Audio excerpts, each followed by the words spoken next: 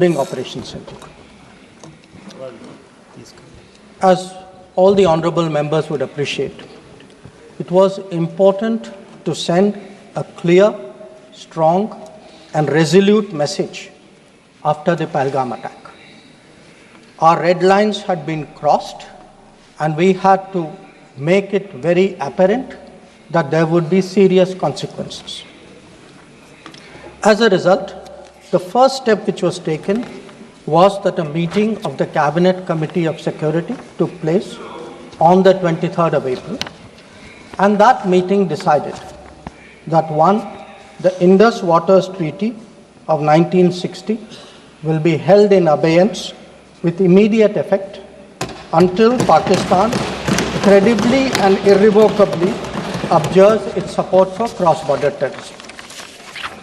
Two, the integrated checkpost Atari would be closed with immediate effect.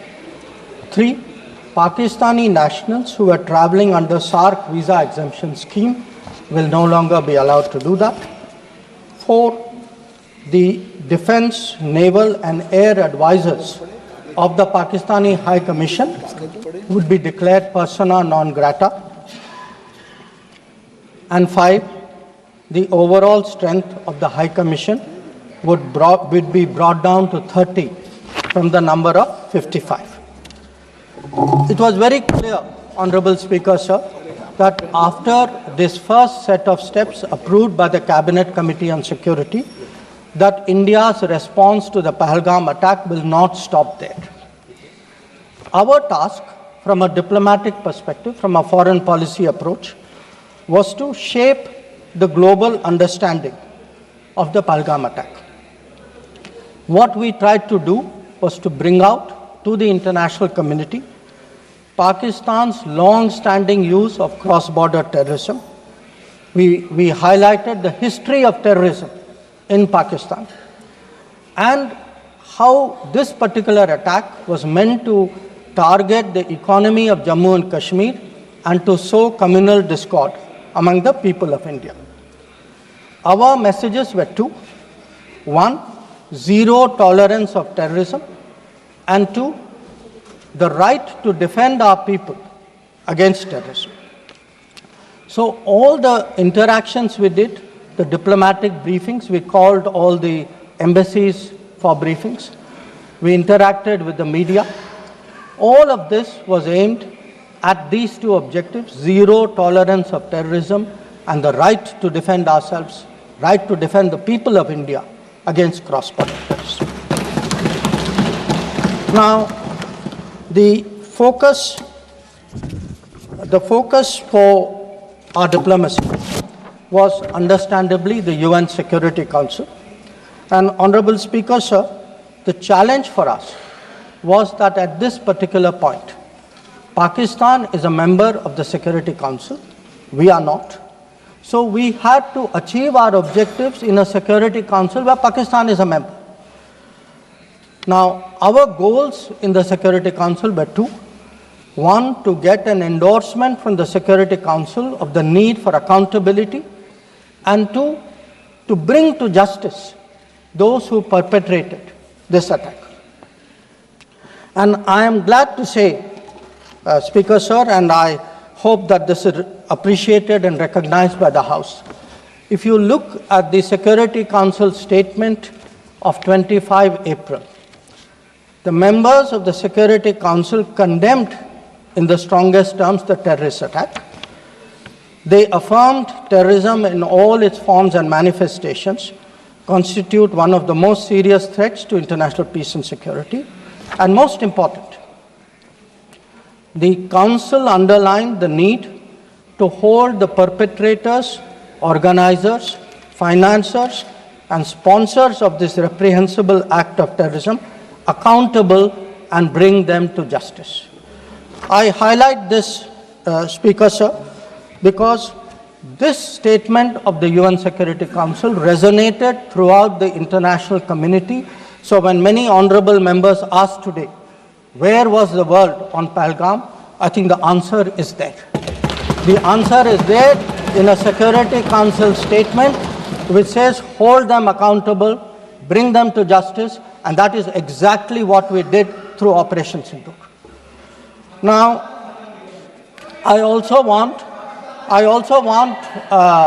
Honorable Speaker, sir, through you, to bring to the attention of the House a very interesting development pertaining to the TRF, the Resistance Front. When the Security Council was debating this on the 25th of April, and TRF had twice claimed responsibility for the Pahalgam attack, Pakistan defended the TRF. Pakistan tried to get any mention of TRF excluded, and in fact the Pakistani Foreign Minister told his parliament that this is a great diplomatic achievement.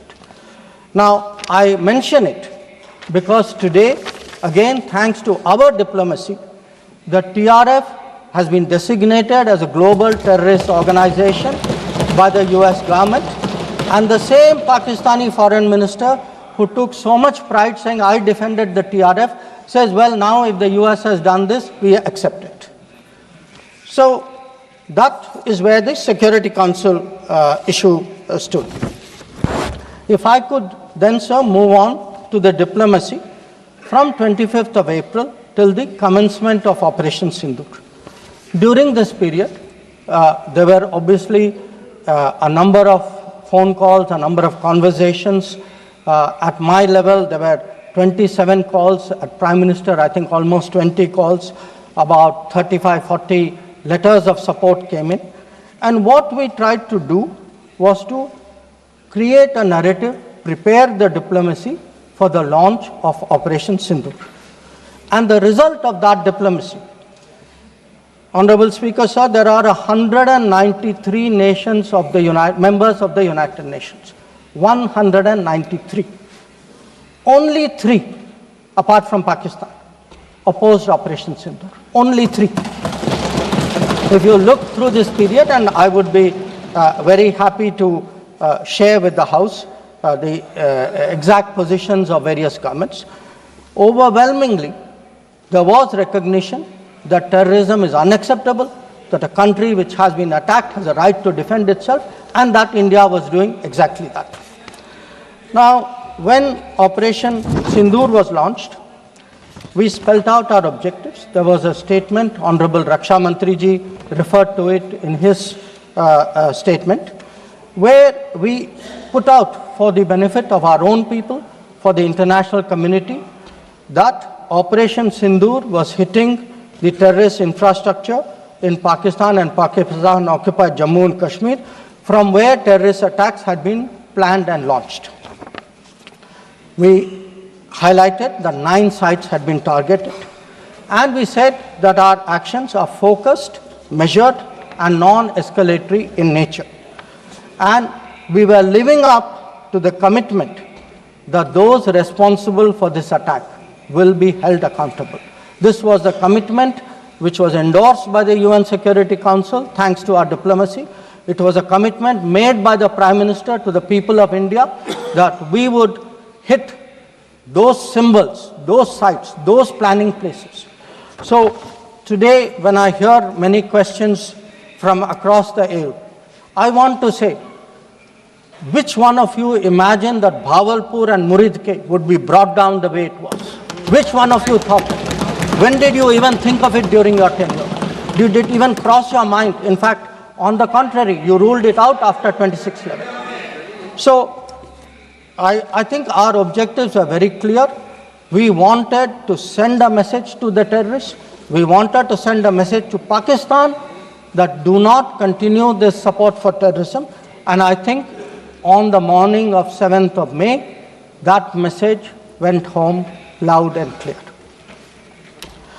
Now, sir, during this period, there was, when the operations were on, when the conflict, when the activities were on, operation is still continuing. A number of countries, number of their leaders, ministers, others called up. And they called up because people wanted to know what is happening. People wanted to know what is the thinking of India. People wanted to understand what we are doing. And I would like to share with the House, sir, through you, to everybody we gave a common message. The common message was India is exercising its right to defend itself against terrorism. Number two, the targets which were hit on the 7th of May are known terrorist headquarters and infrastructure. Number three, there will be no mediation. Anything between us and Pakistan is bilateral. Number four, we will never bow down to nuclear blackmail. Number five, we are responding to Pakistani military attacks because after Operation Sindoor was launched, they had started targeting our military facilities. And we will continue to hit the Pakistani military. If the fighting is to stop, Pakistan must request it. And that request must come through the designated channel of DGMOs. This was a common message that we had given to many people who had called us during that period. Our position was very, very clear in how we were approaching the progress of Operation Sindoor. Now, sir, many members asked, some out of genuine curiosity, some perhaps less, what was the international support? How much international understanding was there of India's position? I would like to share with you a sample. So let me start with countries who are known to be partners of India. Quad. Quad gave a statement which says the Quad unequivocally condemns all acts of terrorism and violent extremism in all its forms and manifestations, including cross-border terrorism.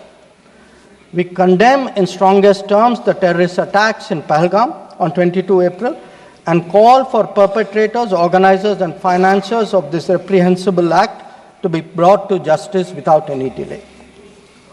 Now, sir, this is the Quad. Now, let us look at a different grouping, BRICS. Now, BRICS has China as a member, Russia as a member, it has Iran as a member, Brazil, South Africa, Egypt. BRICS also condemned the April 22 attack. It reaffirmed its commitment to combating terrorism, again including cross-border terrorism. Now, I would like members of this House to understand, if India is attacked, if there is a terrorist attack on India and a country says we condemn cross-border terrorism, I think it is obvious to everybody what that cross-border terrorism is. So, I then move on, sir, to the Central Asia. The Central Asian countries opposed providing safe haven using terrorist proxies for cross-border terrorism, for terror financing. Now, I can cite statements from the Indian Ocean Rim Association, from individual countries, range of them. President Putin, for example, has said, he wrote to our president and said this brutal crime has no justification whatsoever and its perpetrators will face a deserved punishment. The president of Paraguay has said that he expresses solidarity and recognized India's legitimate right to self-defense. So the main point, the common thread, sir, which I would like to bring out is that number one, cross-border terrorism across the board has been recognized, all forms and manifestations, opposition to condemnation of Pahalgam terrorist attack, and the right of India to bring people to justice. Now, sir, in addition to that, I would particularly like to mention 2 or 3 other developments. One, the American designation of TRF. On the 17th of July, the Department of State designated TRF as a foreign terrorist organization and a specially designated global terrorist. Now, this comes in the wake of the extradition of Tahawur Rana, who was involved in the 26/11 attack. And when people ask today, how successful is your foreign policy? Where is your diplomacy? I want to say that Tahawur Rana, which many of you tried for so long to get, is finally here because of us. I want to say TRF was designated not because somebody out there made a remark.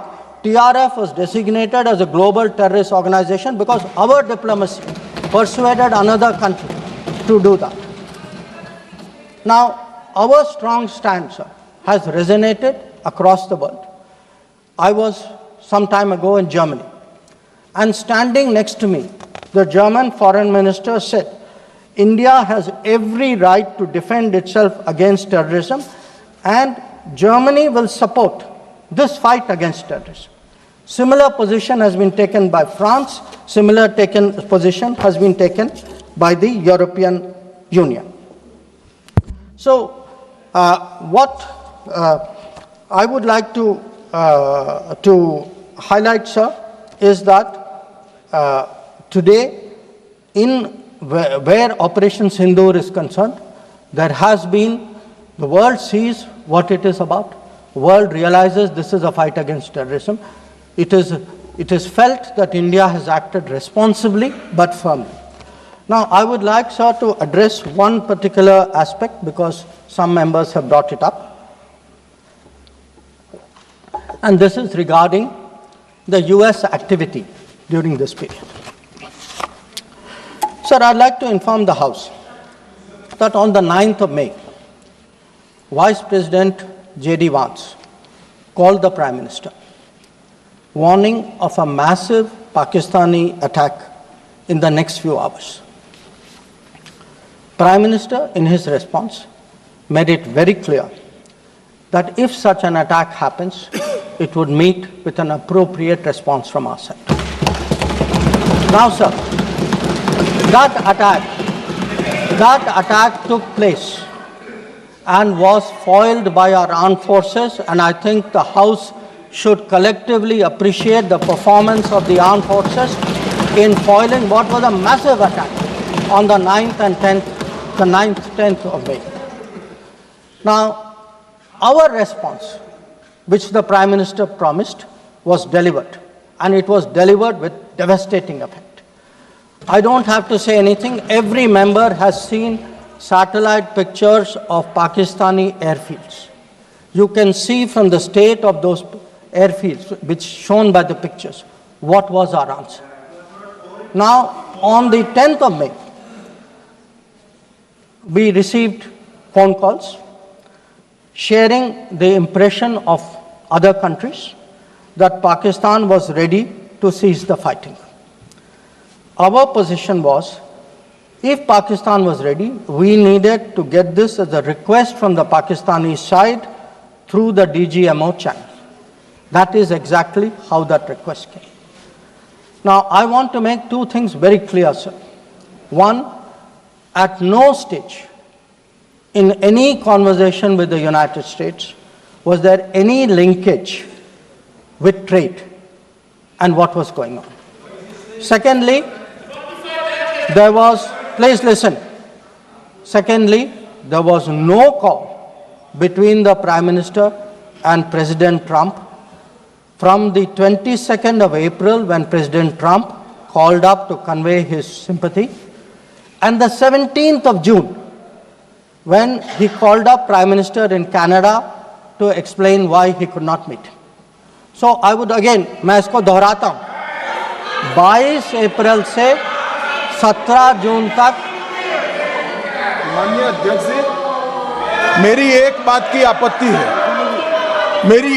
की आपत्ति है, भारत देश का शपथ लिया हुआ विदेश मंत्री यहाँ स्टेटमेंट कर रहा है, उस पर भरोसा नहीं है, उनको किसी और देश पर भरोसा है। मैं समझ सकता हूं उनकी पार्टी में विदेश का महत्व क्या है, मगर इसका मतलब ये तो नहीं है पार्टी की सारी चीजें यहाँ सदन में आकर थोपे। भारत के विदेश मंत्री पर भरोसा नहीं करोगे? ओथ लिया हुआ व्यक्ति यहाँ पर बोल रहा है, ही इज रिस्पॉन्सिबल। माननीय अध्यक्ष जी, इसीलिए ये वहां बैठे हैं और 20 साल तक वहीं बैठने वाले हैं।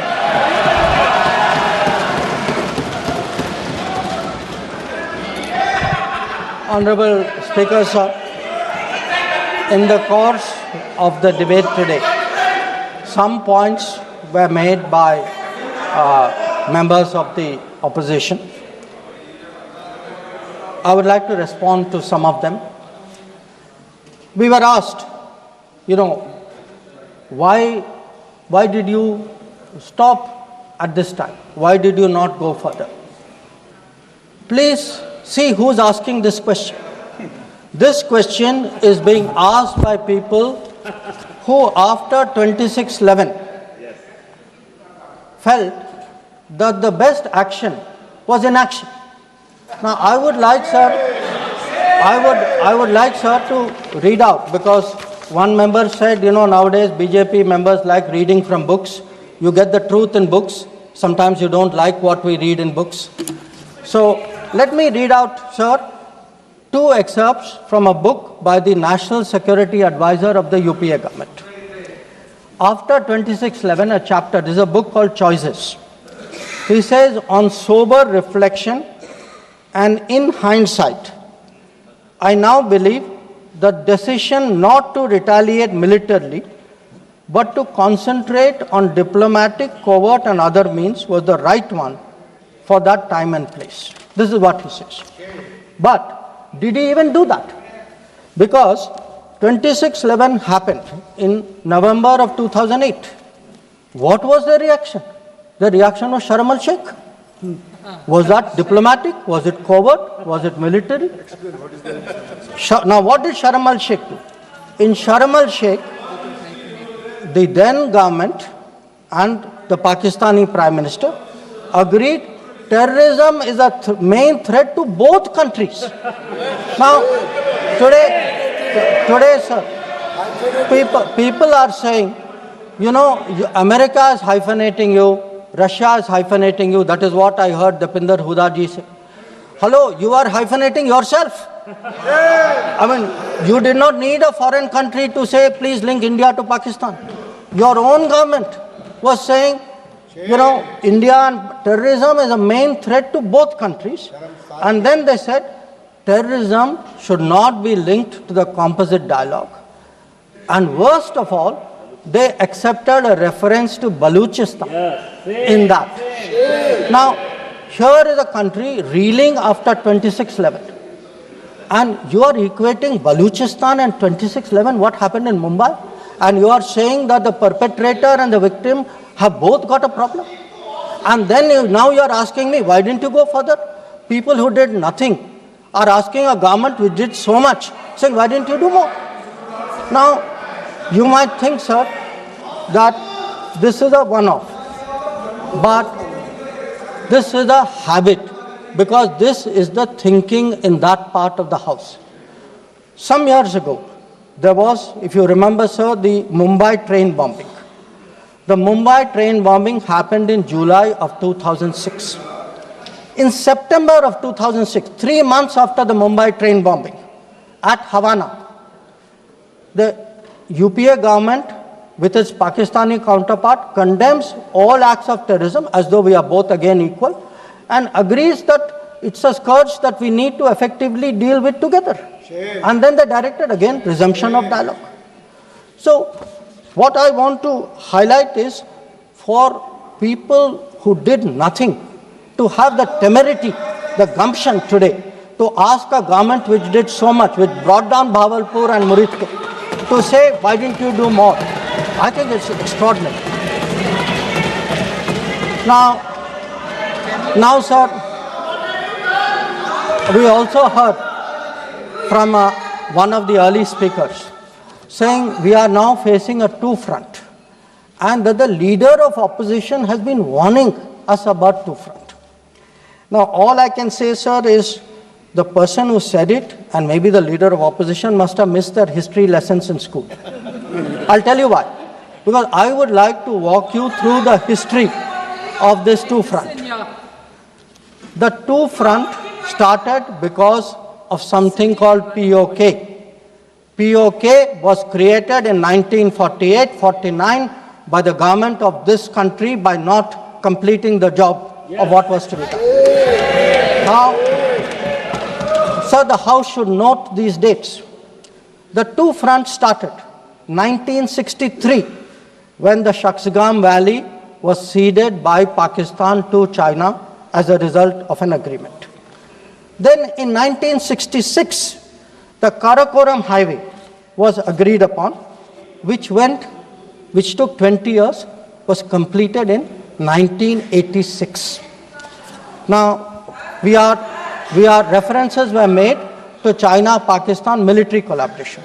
So when did this collaboration start? I'll give you the year, 1966. In 1966, the first Chinese military supplies went to Pakistan. When did nuclear collaboration start? 1976. 1976, when Bhutto arranged for China-Pakistan to get together on this. And in 1980s, when Prime Minister Rajiv Gandhi was visiting China and Pakistan, that was when the nuclear collaboration was at its height. Now, let me go further. You will say, why are you talking history? So let me bring this further up. 2005, Pakistan-China Treaty of Friendship and Cooperation. 2006, Pakistan-China Free Trade Agreement. 2013, handing over of Gwadar to China, Gwadar port to China. May 2013, announcement of China-Pakistan Economic Corridor. So, sir, we are getting warnings about a US-China, Pakistan-China collaboration, when this collaboration has been going on for 60 years. Now, let me also address two other points. There was a reference made to IMF that, why did you not stop? Why did you not stop? आपने सवाल उठाया तो जवाब भी सुनना पड़ेगा. आपने उठाया ना, आपके उपनेता ने उठाया, आपने सुनो जवाब. अब जैसे सवाल करोगे वैसे जवाब सुनने पड़ेंगे. Sir, the IMF loan which was given was approved in September 2024. It was an extended fund facility of $7 billion. Now, sir, the House should know, Pakistan is a serial borrower from the IMF. I think 16 or 17 times they have taken IMF package. Now, very interesting comparison, sir. In 2008, Pakistan got a standby arrangement of $9.70 billion. In 2013, it got another one of $5.9 billion. So, the very people who are concerned today at a $7 billion package should remember a $15 billion package went through for Pakistan during that tenure. Now, reference was made, sir, to FATF. I want to say the longest period that Pakistan has been under FATF grey list has been under the tenure of the Modi government. During the Modi government, from 2018 to 2022, 1,576 days, Pakistan was in the grey list. Yes, they were in the grey list earlier also. I am not denying that. It was for a shorter period. But I again want the House to appreciate that the FATF meeting in May 2025 has kept Pakistan in the enhanced follow-up category, recognizing that the compliance of Pakistan is only partial. Now, sir, so much for Pakistan. Some members also raised issues pertaining to China. So I would like to spend a few minutes on that. So I would first like the House to appreciate, because today we are getting these lectures saying China is a great danger, China, Pakistan are together, we are warning you. So what does the Congress party really think about China? Don't go by what they say. Let us see what they did. In 2005, China was designated as a strategic partner during Prime Minister Wen Jiabao's visit to India. Strategic partner. And there is a concept, very famous concept called Chindia, sir, a belief that China and India have common interest, and the main proponent of Chindia is the party spokesman of the people opposite. Now, some mention was made about visits, including my visit. Yes, I went to China. I went to China to make our position very clear about de-escalation, about trade restrictions, and about terrorism. I did not go to China for the Olympics. I did not go to China for secret agreements. I did not go.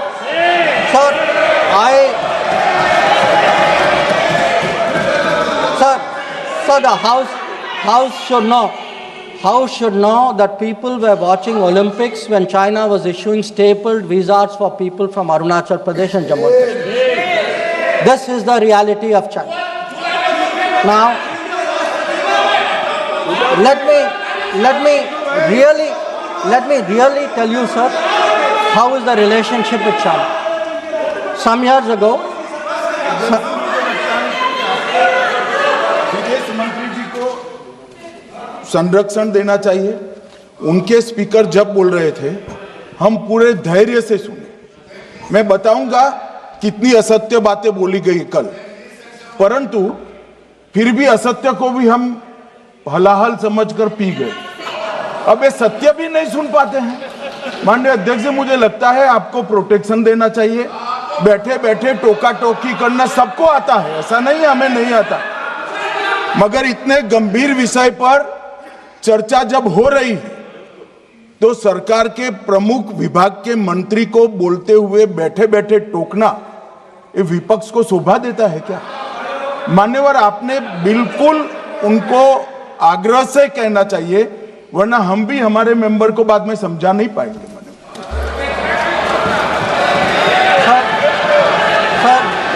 we heard today a lot about what was supposed to be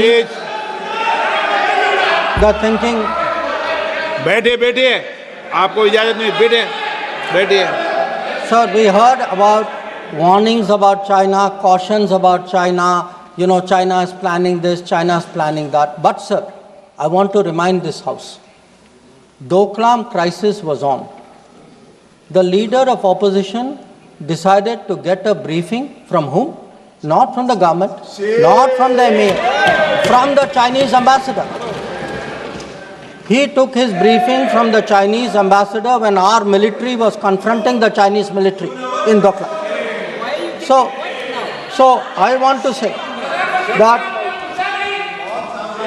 I want to say, and this is the political thinking. Let me, sir, give you the economic thinking. In 2006, the UPA government. Please बैठे टिप्पणी मत कीजिए, आप बहुत कर रहे हो, नहीं, गलत है, बैठे टिप्पणी मत कीजिए। Sir, in 2006, because I want to illustrate my points with facts. I spoke about political facts, I spoke about border facts. Let me give you an economic fact. What is the economic thinking of the Congress party about China? In 2006, the Congress party agreed to do a regional trading arrangement with China. It was finalized during the visit of President Hu Jintao. A task force was appointed. The task force gave a positive recommendation. Through the efforts of various people, this did not happen. Let me give you the technology side. The very people today who are cautioning us on China are the people who allowed 3G and 4G to come from China. It is this government which made sure there was a made in India 5G. And finally, sir, we keep speaking about the border.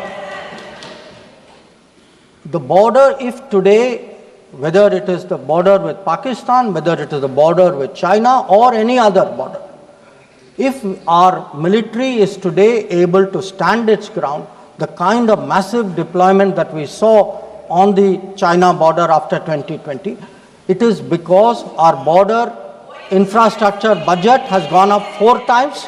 Our tunneling, our road building, our bridging has doubled or tripled. And this is a far cry from the period when the thinking was, let's not develop the border because then the Chinese cannot come there. We had 60 years of neglect of the border. Today, in the last 10 years, that neglect has been reversed. There is still a lot of work to be done. So I think people need to understand. And it's not just in India, sir. We have just come back from Maldives. when I hear comments about foreign policy.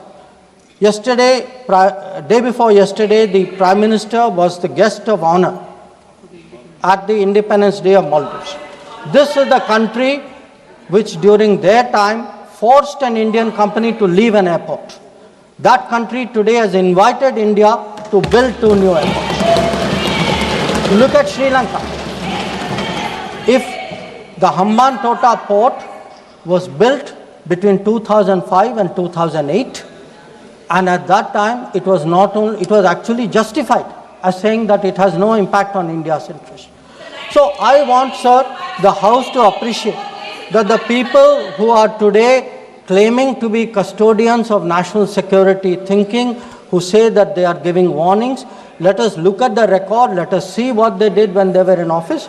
But now allow me to come back to Operation Sindoor. So I want, sir, to conclude by saying this.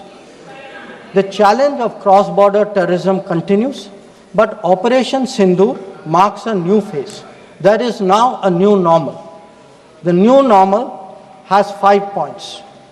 1, terrorists will not be treated as proxies. 2, cross-border terrorism will get an appropriate response. 3, terror and talks are not possible together.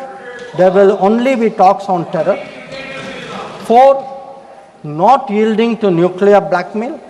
And finally, terror and good neighborliness cannot coexist. Blood and water cannot flow together. This is our position. So let me conclude, sir, by recognizing the role which this body and the upper house has played during this period in explaining our national position and our national interest on Operation Sindoor. We had, sir, 7 parliamentary delegations which went to 33 countries. Some comments were made about those delegations. I have to tell the Honorable Member Arvind Sawantji, I'm sorry, you are completely misinformed. Those delegations were received with great honor. In many cases, the foreign minister of the country met them. Please look at the tweets of people sitting next to you. That itself will tell you. And इनके बगल वालों से पूछ ले वे जानकारी. Sir, these 7 delegations, the delegation led by Ravi Shankar Prasad ji, by Shashi Tharoor ji, by Baijan Panda ji, by Sanjay Kumar Jha ji, by Kanimori ji, by Supriya Sole ji, and by Shrikant Eknath Shinde ji. So these 7 delegations did the nation proud. They across the board, and every member, members of opposition, members of the government, public-spirited citizens, retired diplomats, they were able to explain to the whole world our posture of zero tolerance against terrorism. So I would like, sir, to end my remarks with the hope that on an issue as important as this struggle against terrorism, we can only succeed in ensuring zero tolerance against terrorism if we have a united voice in this country against terrorism. There must not be any division of opinion on this matter. The way the parliamentary delegations behaved abroad, I hope the same solidarity will permeate the proceedings of the House. I thank you.